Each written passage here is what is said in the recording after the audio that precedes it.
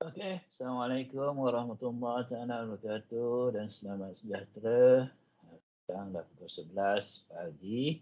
Kita akan completekan kita punya syllabus yang pertama untuk Construction Law 2 ya, untuk kelas 3A. Pada hari ini kita akan completekan berkenaan dengan construction contract. Yang kita berada di minggu yang keempat, tetapi lecture kita adalah lecture yang ketiga. Okey, hari ini kita habiskan berkenaan dengan construction contract seperti yang saya cakap. Tak lama pun hari ini, tak banyak yang saya nak ceritakan. Saya akan buat dua perkara. Hari ini kita akan lihat berkenaan dengan discharge of contract, iaitu penamatan kontrak, macam mana kontrak construction contract kita ditamatkan. Lepas tu kita tengok remedies kepada breach of contract. Kalau satu parti dia breach of contract, satu parti lagi apa yang dia boleh dapat. Okey, iaitu kita akan tengok. Tapi saya akan, seperti yang saya cakap, saya akan buat tiap-tiap satu satu sub-syllabus ni, iaitu discharge of contract dengan remedies. Tiap-tiap satunya saya akan buat dua perkara lah. Yang pertama, saya akan buat revision untuk 187 dan 2 dengan 457 berkenaan dengan discharge contract, apa yang ada dalam akta kontrak. Lepas tu kita akan tengok dalam dia punya remedies bersama. Saya akan beritahu apa yang ada dalam akta kontrak. Lepas tu selepas daripada kita buat revision, baru kita cakap, kita tengok dalam construction contract tu apa yang ada. Okay, apa yang ditulis dalam provision dalam construction contract berkenaan dengan discharge of contract dengan remediesnya. Okay, saya tak nak ambil masa yang lebih panjang, jadi saya teruskan saja kepada kita punya perbincangan kita pada hari ini. InsyaAllah kalau tak silap saya, seperti semester lepas, hari ini saya akan cuma ambil masa you untuk lebih kurang setengah jam je, tak sampai pun, tengoklah macam mana. Okey, kita akan tengok. Okey. Right. Kalau ikut construction contract, muka surat yang saya akan mulakan pada muka surat 176. Okey, dia berkenaan dengan discharge of contract. Senang aja discharge of contract ni. Nama pun bukan discharge daripada hospital lah. Hospital kalau masuk ward pun kita keluar daripada ward tu, kita namakan dia discharge, okay, daripada hospital. Ini discharge adalah dalam construction contract atau dalam kontrak dia beri maksud penamatan kontrak. Okay, senang je, tamat maknanya berakhirnya. Kalau ikut Cakap Form pun dia kata put an end to the contract. Okay, kontrak tu dah habis dah, tak ada lagi lepas daripada tu, tak ada lagi kontrak yang akan wujud. Okay, antara kedua, maknanya apa yang terjadi kat sini, kedua-dua partis tidak lagi akan meneruskan apa consideration yang perlu dia lakukan lagi. Okay, itu maksud discharge of contract. Okay, dalam 457 atau 187, bila kita bicarakan dengan tentang discharge contract, ada 4 perkara, 4 jenis penamatan kontrak yang kita akan kita telah belajar begitu. Kalau you belajar lah, kalau you ingat lah, yang pertama adalah discharge by performance. Okay, discharge by performance bermaksud kedua-dua partis telah menjalankan performance dia, dah tak ada lagi apa yang perlu dia lakukan. Okay, kedua-dua parti dah habis perform. Okay, maka dengan sendirinya kontrak itu tamat. Okay, yang kedua adalah discharge by frustration.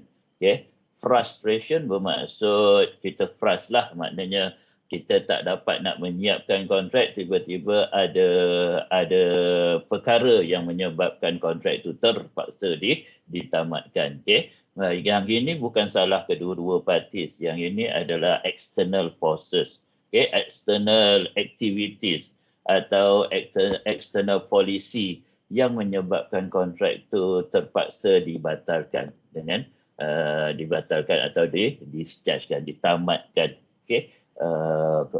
Itu bagai frustration. Contoh dia adalah tiba-tiba ada war, okay? Ada peperangan, okay? Dalam negara kita, peranglah antara dua negara yang menyebabkan kita punya kontrak itu terpaksa ditamatkan. Pasal kadang-kadang war ni jalan masa yang lama. Jadi bukan salah kedua-dua partis, itu adalah bukan salah dua-dua parti, kita panggil dia by frustration. Okay, dia frustrate. The contract is frustrated. Okay. Yang ketiga adalah by agreement. Okay. Yang ketiga adalah by agreement. Maknanya kedua-dua, selalunya dalam construction contract dia panggil mutual agreement. Okay. Mutual agreement bermaksud kedua-dua partis telah agree, telah sama-sama agree bahawa kontrak terpaksa ditamatkan oleh atas sebab-sebab yang kedua-dua parti agree, okay? Sama-sama agree. Contoh yang paling senang kat sini adalah inflasi. Okay? Kalau kita cakap pasal inflasi, maka bila klien tak dapat bayar, okay, dan kontraktor tidak akan, bila klien tidak akan bayar, dia tak dapat nak bayar kontraktor pula tak dapat nak bayar dia punya subkon. Okay, dia punya labor dan sebagainya, dia tak dapat nak bayar. Apa yang terjadi kat sini adalah klien akan cakap dengan kontraktor, saya tak dapat bayar dalam tempoh yang sangat lama, apa kata kita tamatkan, okay, kontrak tersebut. Lepas tu kontraktor kata, boleh juga, bolehlah kita tamatkan, saya agree lah, sebab kalau saya teruskan juga, saya tak boleh bayar saya punya subkon, saya punya labor dan sebagainya. Okay, jadi kedua-dua partis bila dapat agreement, kedua-dua parti bila agree untuk menamatkan kontrak, maka itu kita panggil by frustration, by agreement. Okay?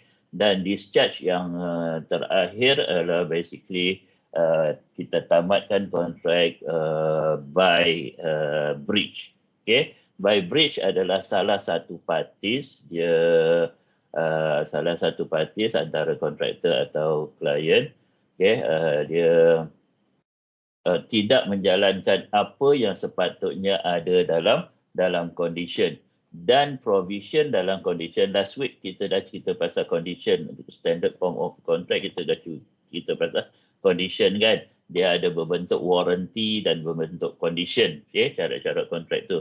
Yang saya nak cerita adalah yang berbentuk condition. Okay, mungkin provision tu berbentuk condition yang mana bila salah satu partis dia tidak menjalankan kontrak apa yang ditulis dalam kontrak tersebut, maka satu parti lagi boleh menamatkan kontrak. Okay, boleh menamatkan kontrak mengikut provision. Okay, bukan setakat boleh menamatkan kontrak, dia boleh dapat remedies. Okay, jadi remedies yang kita akan bercerita nanti, okay, sekejap lagi. Remedies yang kita akan cerita adalah remedies yang boleh didapati oleh partis bila salah satu partis pecah kontrak, okay? Breach of contract, tidak mengikut kontrak. Okay, jadi salah satu. Jadi yang ini je yang tak berapa baik, okay? Discharge yang tak berapa baik. Yang tiga lagi discharge dengan cara yang baik, okay? Alright.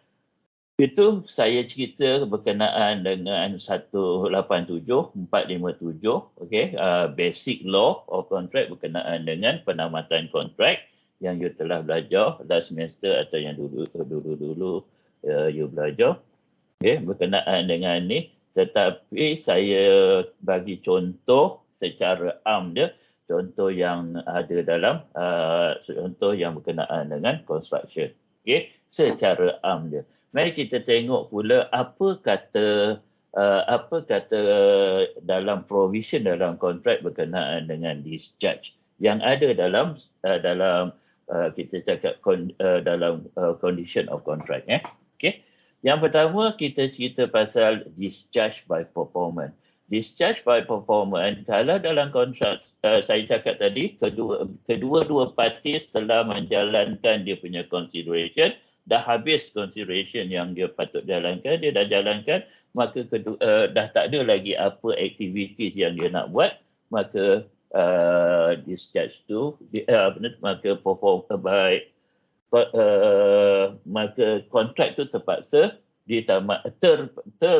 tertamatnya sendiri dengan sendiri. Okay?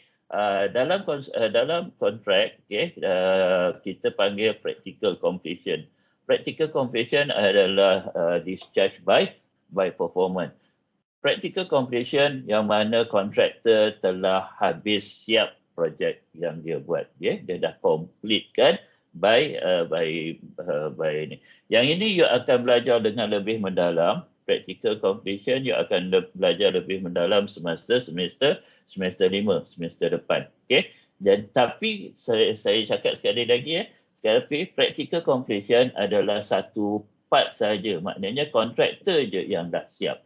Nanti you baca balik ke sini, apa yang perlu adalah kontraktor dah siap kerja dia. Okay, bila dah siap kerja dia, melainkan ada beberapa CPC adalah Certificate of Practical Completion, kontraktor dah siap kerja, okay, tetapi ada minor defect, ada pembetulan sana sikit, okay, dalam masa setahun 14 hari dan 3 bulan dia kena betulkan dan dia keluarkan setelah pembetulan dia defect tersebut, okay, ketidaksiapan minor tersebut, defect yang minor, dia bila keluar ni dia akan keluarkan sertifikat. Setelah keluarnya sertifikat, sama ada kalau ada defects keluarkan CPC, kalau tak ada defects keluarkan CMGD, okey, klien akan keluarkan, maka ini menunjukkan kontraktor dah siap dia punya consideration. Okey, projek tu dah siap untuk dia. Tetapi itu on satu part, okey. Satu part lagi adalah yang ini you boleh baca sendirilah, tapi you akan belajar dengan lebih mendalam next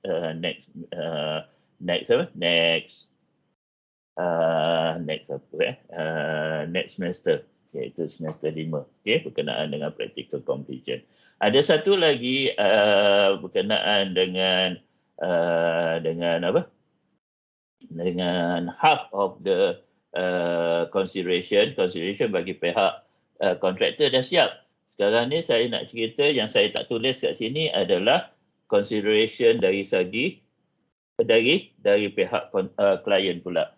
Klien dia punya main dia adalah membuat pembayaran. Okay? Jadi bila practical completion, apa yang dia akan kontraktor dah siap, apa yang dia akan buat adalah klien akan buat apa yang dipanggil final account. Okay, bila ada final account, dia akan buatlah ada additional, ada variation ke apa, dia akan buat semua. Dan dia akan tolak dengan apa yang telah dibayar bulan-bulan kepada kontraktor. Bila habis sekali, kita akan buat apa yang dipanggil final certificate. Okay? Final certificate maknanya pembayaran pada kontraktor yang terakhir. Okay? Lepas daripada itu tak ada lagi pembayaran.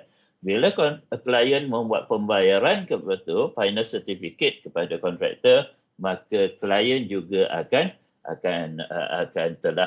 telah completekan dia punya, telah perform dia punya consideration, yang itu juga discharge by performance by the client. Jadi kedua-dua parties telah menjalankan. Jadi pihak kontraktor practical completion, pihak klien final account dan final certificate. Okey, itu dua yang ada dalam construction contract yang menyatakan this is discharged by performance.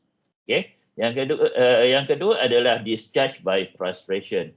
Discharge by frustration yang saya boleh bagi contoh adalah termination of contract due to national interest. Okay? Due to national interest seperti security dan sebagainya, national policy, interest, security. Seperti yang saya cakap pasal war tadi lah. Bila cakap pasal war, kita boleh terminatekan. Itu adalah external forces. Jadi, ya, kalau ada national interest, biasanya kerajaan akan inform. Okey, kita tak boleh teruskan kontrak, kita kena tamatkan kontrak. Itu adalah discharge by frustration. Okey. This termination of contract due to national interest juga you akan belajar next semester.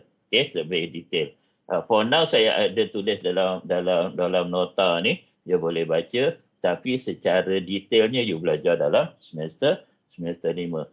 Macam tadi final account, final certificate, you belajar dalam semester 6.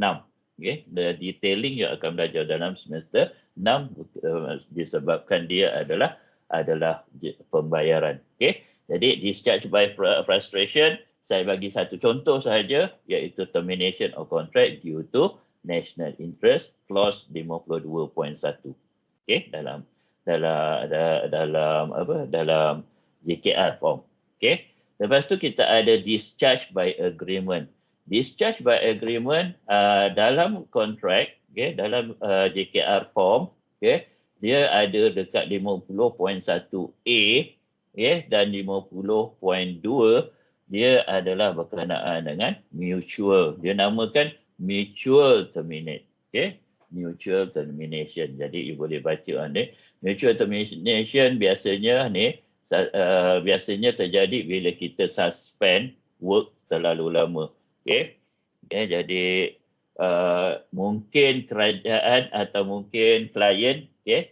Klien dia kata, kita tengok dulu dalam masa ni, boleh tak kita contoh dia, kita buat pembayaran dengan dia. Okay? Jadi, bila kita tengok, okay, tak dapat jugalah. Maknanya, lepas tu kontraktor pun, dia tak boleh meneruskan kerja dia.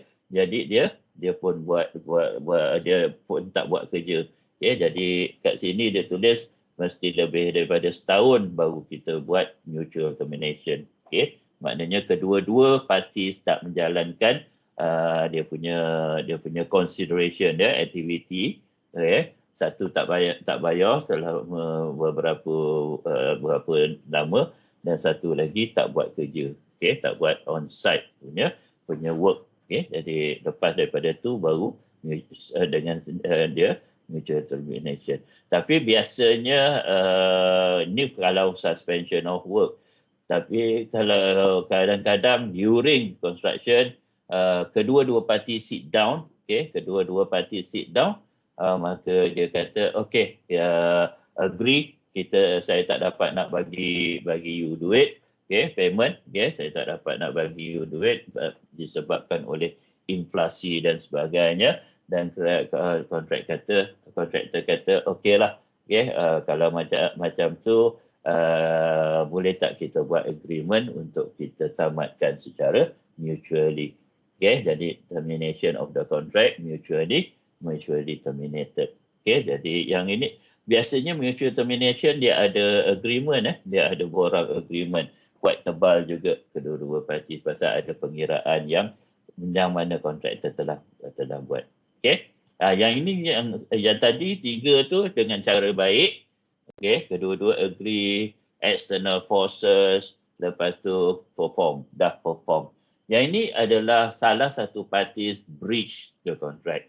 Bila salah satu parties breach the contract, parties yang satu lagi boleh, kalau kontrak dalam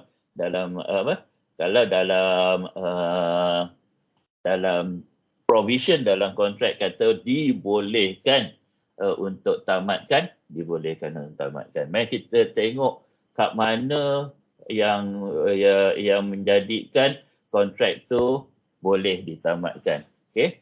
Yang pertama adalah termination of contract by employer. Ni employer yang akan tamatkan. Maknanya breach of contract by contractor. Jadi kat sini contractor breach of contract. Clause 51.1A PWD, contractor yang breach. Kalau kontraktor breach of 1, 2, 3, 4, 5, 6, 7, 8, salah satu daripada 8, government boleh tamatkan. Okay? Period tu determined by the government. Dia mesti yang ini. Fails to commence of at the work site within 2 weeks. Dia dah dapat surat untuk mula buat kerja, tapi dia tak commence. Okay? Selama 2 minggu dia tak commence. Suspense of abandon, okay, continuous period of berapa hari, okay, fails to execute work in accordance to the contract. Ni paling senang sekali lah kita nak buat. Okay, right, yang ini kena tengok clause 47 tu clause apa. Okay, any comply with any term in and condition of contract. Okay, senang kata kalau tak ikut apa-apa dalam kontrak, government ada kata yang dia kena yang kontraktor telah breach the contract dan boleh ditamatkan. Okay, yang ini cara nak kita nak tamatkan kontrak. Okay, kita tak boleh nak tamatkan kontrak dengan begitu sahaja. Okay, tak boleh nak tamatkan kontrak dengan begitu sahaja. Dia kena ada prosedur. Tu yang saya cakap, kita ada rules dengan prosedur. Dia ada prosedurnya. Nak tamatkan kontrak ini dia kena follow. Kalau still tak lagi kontraktor tak buat lagi, barulah kita boleh tamatkan. Okay, right, itu dia punya cerita dia panjang jadi you boleh baca. Okay, you boleh baca. Satu lagi yang saya nak cerita adalah clause 51(1)(c). Clause 51(1)(c) dia kata kalau kontraktor bankrupt. Okay, kalau kontraktor bankrupt, maka dengan sendirinya projek itu kontraktor bankrupt, erti kata lain adalah kontraktor tu breach contract juga. Okay, breach contract juga, maka klien boleh terminate. Okay, itu dia punya kita. Jadi ada dua lah, satu breach contract 1 sampai 8, yang kedua adalah insolvency ataupun bankrupt. Okay, ini boleh baca dengan panjang. Ini you akan jumpa next semester. Okay, part 5. Bab termination ni memang bab yang pening kepala. Okay, ni dalam PEM. Okay, dalam PEM pun juga kata kalau kontraktor default, okay, breach atau default of A sampai F. Dalam PEM dia ada 7 je, 1, 2, 3, 4, 6 je. Dalam JKR ada 8. Okay, pun dia ada tata dia punya prosedur dia dalam bahasa Malaysia dia. Okay, susah nak cari sebutan yang lama, orang lama kan. Okay, prosedurnya. Okay, dia ada punya prosedur dia untuk kita tamatkan kontrak tersebut mengikut PEM, Standard Form of Contract. Okay, right, itu ada cerita lagi. Yang ini termination of contract by contractor. Okay, itu pun dia boleh baca. Yang ini kalau by contractor bermaksud klien yang in default. Okay, klien yang in default atau kerajaan yang in default. Jadi yang ini dia punya penceritaan dia. Okay, tapi biasanya kalau default by client, kalau default by client ataupun breach of contract by client, biasanya kontraktor dia bagi dua alternatif lah, sama ada nak terminate atau agree to proceed. Okay, biasanya dia akan jadi macam tu lah. Jadi saya tak nak go, you boleh baca ni juga dia ada prosedur dia. Okay, boleh baca tu kalau default by client. Okay, ni dia punya case dia. Jadi kita dah case-nya you boleh baca sendiri, case yang ada dalam kontrak. Jadi saya recap sekali lagi. Okay, dah 24. Okay, lama juga saya saya recap sekali lagi. Kita ada default pula. Kita ada discharge of contract, kita ada 4 jenis. Kita ada yang pertama 4 type tadi. Yang pertama, discharge by performance. Selalunya kita cerita pasal practical completion dan juga kita cerita pasal final account. Okay. Lepas tu kita ada by frustration, okay, the termination by national interest. Okay. Yang ketiga kita ada by agreement, mutual agreement. Okay. Tengok clause apa? Okay, by mutual agreement. Dan yang keempat by breach. By breach ada dua. Satu default by contractor dan satu lagi default by client. Yang default by contractor pun ada dua. Default as in apa yang dicatatkan dalam condition of contract.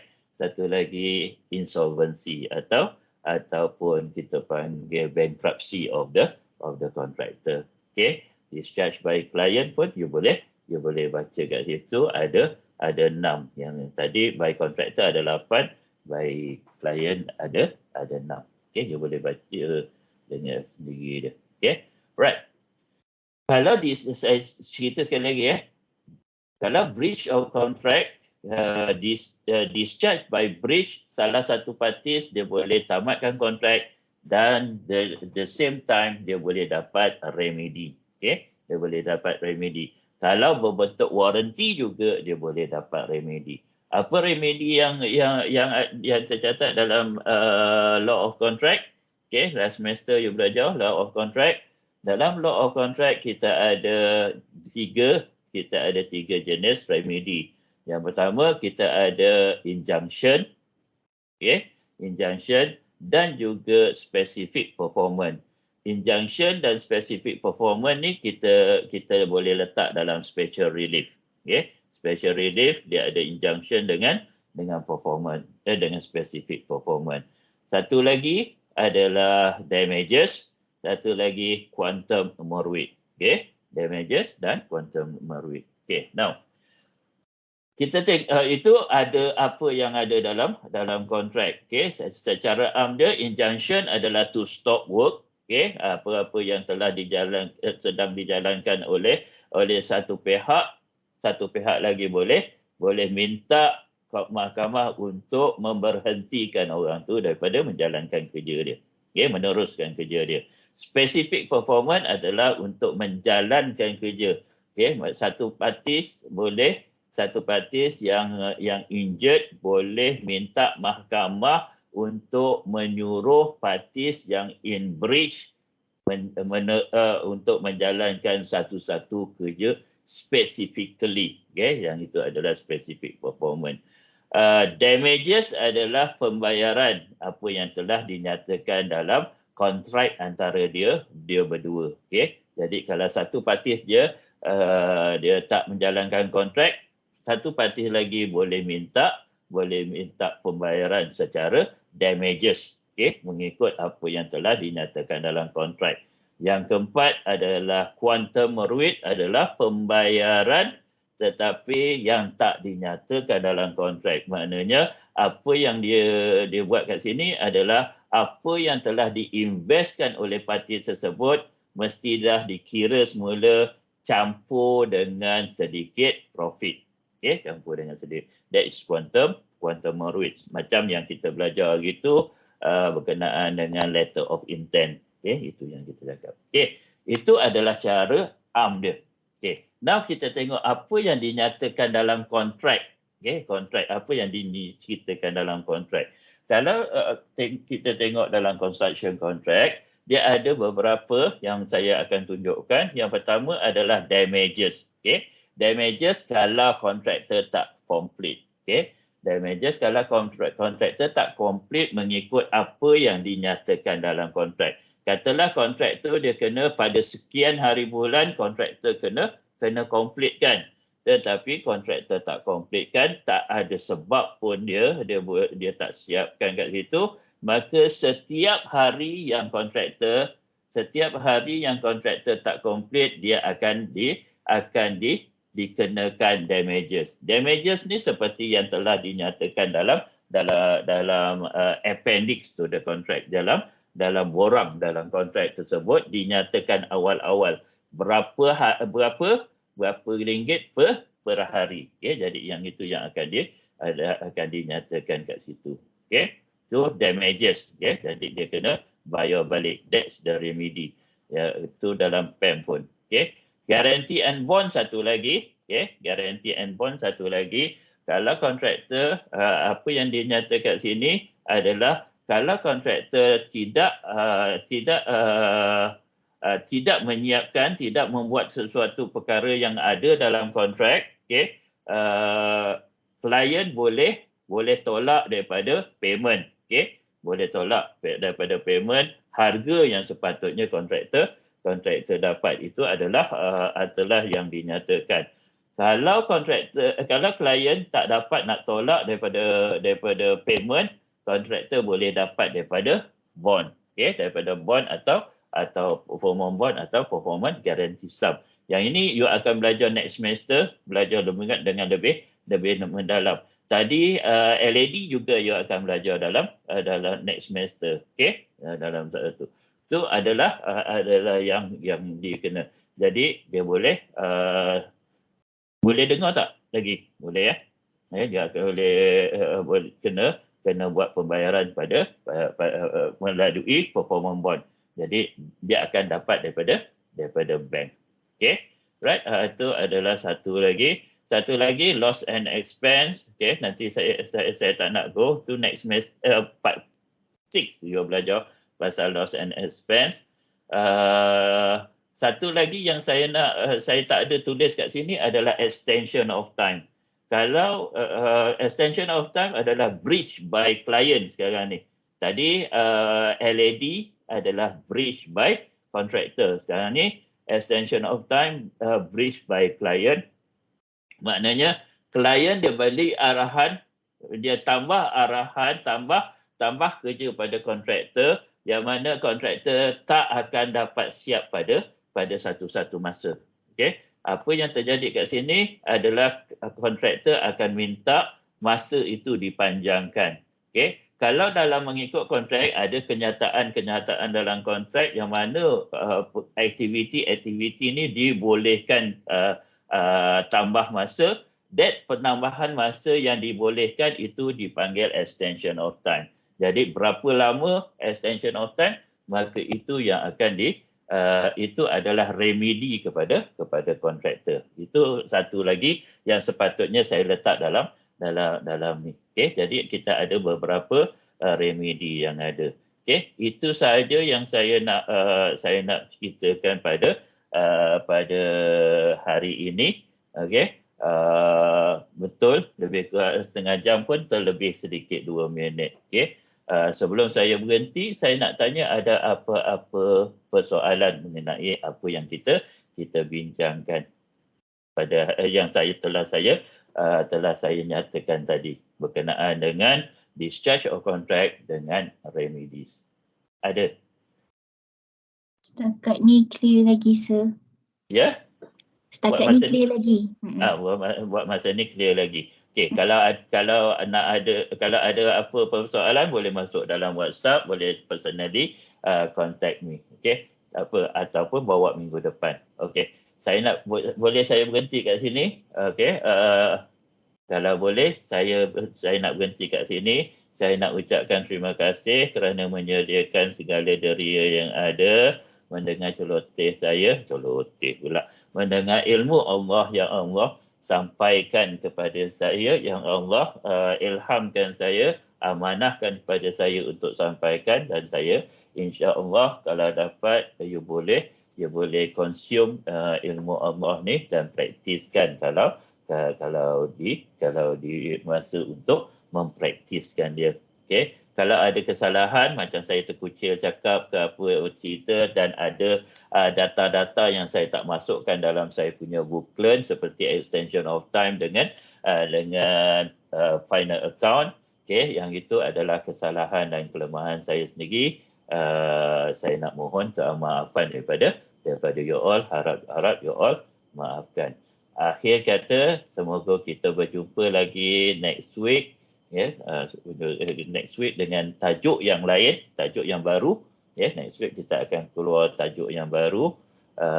mengenai saya rasa dispute resolution method, okey, sehingga ke minggu depan. Akhir kata daripada saya adalah Assalamualaikum warahmatullahi taala wabarakatuh. Selamat sejahtera dan terima kasih. Assalamualaikum warahmatullahi wabarakatuh. Terima kasih, Sir. Sama. Okey.